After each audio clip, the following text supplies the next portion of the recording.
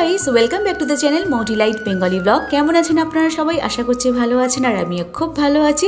Good morning. But ভালো আছি তো বলছি, কিন্তু ভালো নেই অ্যাকচুয়ালি। সকালবেলায় দিদি ফোন করে আমাকে বলে দিয়েছে আজ আমি কাজে যেতে পারবো না, আমার শরীরটা ভীষণ খারাপ। তো সেইটা শুনে আমার শরীর তো আরও খারাপ হয়ে গেছে। তো কি করব, মাঝে মধ্যে উনিও তো মানুষ, ওনারও তো শরীর টরীর খারাপ হয়, তো কিছু করার নেই। আর উনি একদম অ্যাবসেন্ট করেই না। তো যাই হোক, এই মাসে একটু অ্যাবসেন্ট হয়েছে, আজকে নিয়ে হলে মানে আগের মান্থে 3টে অ্যাবসেন্ট হয়েছে, আর আজকে তো সবে ধরুন 2 তারিখ, তো 2 তারিখ আজকের একটা অ্যাবসেন্ট হলো। তো কিছু করার নেই। 2 তারিখ না 3 তারিখ, হ্যাঁ 3 তারিখ আজকে একটা অ্যাবসেন্ট হলো। তবু ব্লগে বলে রাখলাম, মনেও থাকবে আমার। আর আজকের ব্রেকফাস্টের মেনু হচ্ছে ডিম টোস্ট। তো ডিম টোস্টটা ঝটপট করে করব। ব্রেডটা কিনে রাখা ছিল, আগের দিনের ব্রেড এটা, তো ওটাই ডিম টোস্ট করে নেবো। করে নিয়ে যেতে হবে আমাকে আজকের বাজারে, কারণ মাছ টাছ কিছু ফ্রিজে নেই, সবজিও ঠিকঠাক মতন ফ্রিজে নেই, তো সেই জন্যই বাজারে আমাকে যেতে হবে। তো চলুন ঝটপট করে ব্রেকফাস্টটা রেডি করে নিয়ে তারপরে বাজারে যাব। ছোটোবাবু এখনও ঘুমাচ্ছে, ভাবছি যে ছোটোবাবুর জন্য দুধটা রেডি করে দিয়ে তারপরে আমি যাব, কারণ দুধটা ঠান্ডা হতেও অনেকটা সময় লাগে, তো সেই কারণে। তো ছোটোবাবু এখনও ঘুমাচ্ছে, ওকে আমি ডাকিনি। ওকে ডাকলেও আমি হয়তো এখন যেতে পারবো না, কারণ ও পটি করার পরে ওকে একটু ব্যবস্থা করে দিতে হয়, বুঝতেই পারছেন। তো সেটা এখানে আর ক্লিয়ার করে বললাম না, ছোটোবাবু আমাকে বকাবকি করবে, তো সেই কারণে আর বললাম না। তো মোটামুটি ডিম টোস্ট আমার রেডি হয়ে গেছে। আর এইভাবে ডিম টোস্টটা আমি করি, এই যখন চৌকো চৌকো ব্রেডগুলো আসে তখন এইভাবে করি। আর যদি ওই লম্বা লম্বা ব্রেডগুলো নিয়ে আসা হয় তখন একটু অয়েলটা কম দিয়ে করি, কারণ ওটা ছেঁকে তোলার ব্যাপার থাকে না, ওটা ছেঁকে তুললে আর খাওয়াও যাবে না। এইটা কিন্তু ছেঁকে তুললে এর মধ্যে কিন্তু বেশি অয়েল লেগে থাকে না। এটা তোলার পরে একটু টিস্যুর মধ্যে দিয়ে দিলে বা চুবড়ির মধ্যে রেখে দিলে কিন্তু পুরো অয়েলটাই কিন্তু ঝরে পড়ে যায়, তো অত সমস্যা হয় না।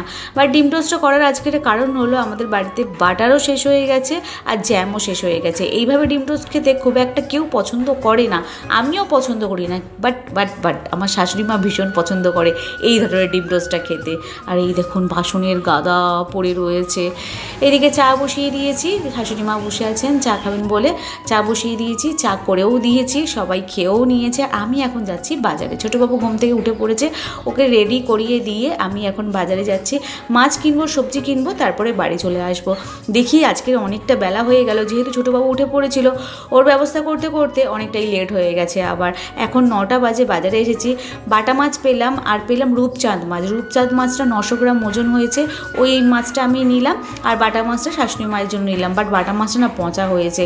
আর একটু চিকেন নিলাম, ছোটোবাবু চিকেন খাবে করছিল, ওর জন্য চিকেন নিলাম। আমার ননদিনী চিকেন খায় না, বাট গিলে মেটে খেতে ভীষণ পছন্দ করে, সেই জন্য আবার গিলে মেটেও নিলাম আমি। তারপরে বাড়ি চলে এসেছি। বাড়ি চলে এসে ভাবলাম আগে স্নান করে নিই, ঘর দাওয়া পরিষ্কার করে নিয়ে স্নান করে নিয়ে তারপরে পুজো টুজো করে নিয়ে আমি রান্না বসবো। বাট সেটা হয়ে ওঠেনি আমার। ঘর মুছতে এতটাই আমার সময় চলে গিয়েছিল যে কি বলবো, কারণ দিদিভাই যেভাবে ঘর মোছে আমার মতন তো আর মুছবেন না উনি। আমি একদম মানে কোনা সাফাই করি, আর আজকে শ্যাম্পু দিয়ে পুরো ঘর একদম চকাচক করে দিয়েছি। আর যখন ঘরের মধ্যে পরে বসছিলাম না, শুচ্ছিলাম, কি মজা লাগছিল। দিদিভাই মোছেন, ভালো করেই মোছেন, বাট আমার মনে হয় যে আমি মুছলে বেশি পরিষ্কার লাগে, তো সেই জন্যই বললাম। তো ঘর শ্যাম্পু দিয়ে মানে 2বার মোছা হয়ে গেছে, এই নিয়ে 3 রাউন্ড আমার চলছে মোছাটা। তো মোছা মোটামুটি কমপ্লিট হয়ে গেছে, শুধু ডাইনিংটা মুছলে আমার আজকের মতন কাজ শেষ। এইদিকে বাসন মাজছিলাম, কিছুটা বাসন মেজেছি। মাজতে আমার খেয়াল পড়লো আমি তো রান্না কমপ্লিট প্রায় করেই নিয়েছি, আর শেয়ার করা হয়নি আপনাদের সঙ্গে কিছুই। এই যে এখানে চিকেনটা কষছি এখন, আর মনে পড়লো ব্লগিংই করিনি। চিকেনটা কষা হচ্ছে, চিকেনটা একটু আঝালা করছি, ছোটোবাবুকে এখন ঝাল ঝোল কিছু দিচ্ছি না, তো সেই জন্য আঝালাই দেখে লাল লাল মনে হচ্ছে টমেটোর জন্য, বাট এটা কিন্তু একদম কাঁচা লঙ্কার আঝালা, ঠিক আছে। আর এখানে আমাদের জন্য করেছে একটা স্পেশাল মেনু, গিলে মেটের তরকারি। এটা প্রচণ্ড পরিমাণে ঝাল আছে, প্রচণ্ড মানে কি আমরা যেটা খাই আপনাদের হয়তো অত ঝাল লাগবে না, বাট আমাদের জন্য ঝাল। তো এখানে দাঁড়ান ফ্ল্যাশটা অন করি। এই যে এখানে গিলে মেটের তরকারি করেছি, আর একটা জিনিস করেছি, সেটা হচ্ছে এখানে বাটা মাছের ঝোল করেছি কর্তা মশাইয়ের জন্য, উনি অত মাংস খেতে পছন্দ করেন না। আর এখানে রয়েছে ভাত, এর মধ্যে রয়েছে করলা আর আলু ভাতে, ঠিক আছে। ব্যাস এই হচ্ছে আমার আজকের মেনু, আর কিছু করবো না, কারণ এই ঘর মুছতে আমার সময় চলে গেছে একদম। দেখালাম তো আপনাদেরকে, শ্যাম্পু দিয়ে ঘর মুছছিলাম তো, যার জন্য অনেকটা সময় চলে গেছে। তো সেই জন্য এই রান্নাটাই করলাম, দুবেলার করে নিচ্ছি একেবারে। আর ওবেলা শুধু ভাত করলে হয়ে যাবে। গরমের সময় রুটি তো খাচ্ছি না, ঝামেলা নেই, ভাত করলে শুধু হয়ে যাবে ব্যাস। আবার দেখি আমাদের বাড়িতে তো কত নখরা, দেখা যাক। তো চলুন ঝটপট করে এই বাসন কটা মেজে নিই এবারে। ওদিকে চিকেনটা বসিয়ে দিয়েছি আর এদিকে ঝটপট করে বাসনগুলো মেজে নিয়ে, আর এত বাসন জমিয়ে রাখার কোনো মানেই হয় না। তবে কড়া ফড়াগুলো মাজবো না, যেগুলো একটুখানি ঘষতে হবে বেশি সেগুলো মাজবো না, মোটামুটি হালকা ফুলকা বাসনগুলো আমি এখন মেজে নেবো। তো চলুন সাথে থাকুন, দেখতে থাকুন। ভিডিও ভালো লাগলে like, comment, share and subscribe করতে একদম ভুলবেন না। আপনারা একটু আমাকে সাপোর্ট করুন, পাশে থাকুন, আপনাদের ভালোবাসার খুব প্রয়োজন আমার। আমি প্রত্যেকটা দিক থেকে, আমি ইউটিউব, ইনস্টা আর ফেসবুক সব দিক দিয়ে কিন্তু মেনটেন করেছিলি, প্রত্যেকটা জায়গায় কিন্তু আমি ভিডিও দেওয়ার চেষ্টা করি। আমি কিন্তু নিজেকে মানে প্রপারভাবেই এই জায়গাটায় আমি কিন্তু প্রেজেন্ট করি, আমি খাটি ভিডিওর পিছনে, বাট তার মূল্যটা আপনারা কেউ আমাকে দেন না, যার জন্যই আমার এতটা দুঃখ। একটা করে যদি কমেন্টও করে যান, আমার 50টা মানুষ আমার ভিডিও দেখলে তার মধ্যে 10টাও আমার কমেন্টও, কিচেন পুরো ক্লিন করে দিয়েছি। আর এটা ছোটোবাবু খেয়ে বসিয়ে গেছে, এই যে ওকে একটু কষা মাংস দিয়েছিলাম, খেয়েছে। আর বাটিটা কড়াটা মাজলাম না, ওটা কালকে দিদিভাই এসে মাজবে, এই প্লাস্টিকটা ময়লা তুলবো বলে এখানে রেখে দিয়েছি। আর কিচেন মোটামুটি সব ক্লিন করে নিয়েছি, দেখতেই পাচ্ছ। এখানে বাসনও মাজা হয়ে গেছে, আর চিকেনটাও মোটামুটি না পুরোটাই রেডি হয়ে গেছে। আলু টালু সব সিদ্ধ হয়ে গেছে, এই যে আলু সিদ্ধ হয়ে গেছে। এবারে আমি শেষ পোর্শনে দেবো হচ্ছে গরম মশলা, যেটা আমি বাড়িতেই বানিয়েছি। গরম মশলাটা বাড়িতে বানাবার চেষ্টা করি, বাট আজকের এই গরম মশলাটা রোস্ট করা হয়নি ভালো করে, যার জন্য একটু গোটা গোটা থেকে গেছে। আর এই বাটা গরম মশলা দিয়ে কিন্তু চিকেন বা মাটন বানালে এর স্বাদটা কিন্তু দ্বিগুণ হয়ে যায়, তাই না? বাটা মশলার স্বাদই আলাদা। আজকে জিরে বাটাও দিয়েছি, সব কিছুতেই জিরে বাটা দিয়ে কিন্তু আজকে রান্না করেছি। তো চলুন এবারে আসছি, ছোটোবাবুকে একদম রেডি করিয়ে মানে কি ওকে স্নান করাবো। স্নান করিয়ে দিয়ে, স্নান মানে ও স্নানটা একটুখানি আলাদাভাবেই করাতে হচ্ছে, কারণ ওই হাফ পোর্শন থেকে জল ঢালতে হচ্ছে, এই কাঁচটা ভেজাচ্ছি, মাথাটা ধুয়ে দিচ্ছি, জাস্ট এইখান থেকে এই পোর্শনটা, এই যে এত দূর এই পোর্শনটা পুরো বাদ পড়ে যাচ্ছে। তো এইভাবে ওকে স্নান করাতে হবে, একটু ক্রিটিক্যাল হয় স্নান করানোটা। তারপরে ওকে খেতে দিয়ে আমি স্নানে যাব, তারপরে এসে মেডিসিন দেবো, দিয়ে আর দিদি পুজো করে নিচ্ছে। আজকে আবার মাথায় শ্যাম্পু করতে হবে, কালকে অয়েল দিয়েছি মাথাতে, তো শ্যাম্পু করবো, একটু দেরি হবে। তো দেখি ওকে আর শাশুড়ি মাকে খেতে দিয়ে তারপরে আমি স্নানে চলে যাবো। ওকে, আসছি, টাটা, একটু পরে আসছি। উফ, স্নান করে যেন কি শান্তি।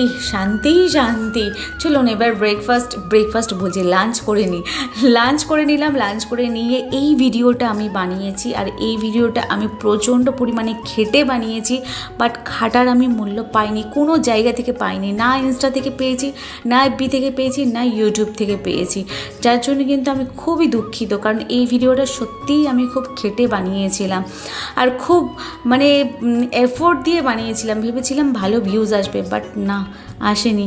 যাই হোক, কিছু করার নেই, আমি চেষ্টা করে যাই, দেখি কবে কি করে উঠতে পারি।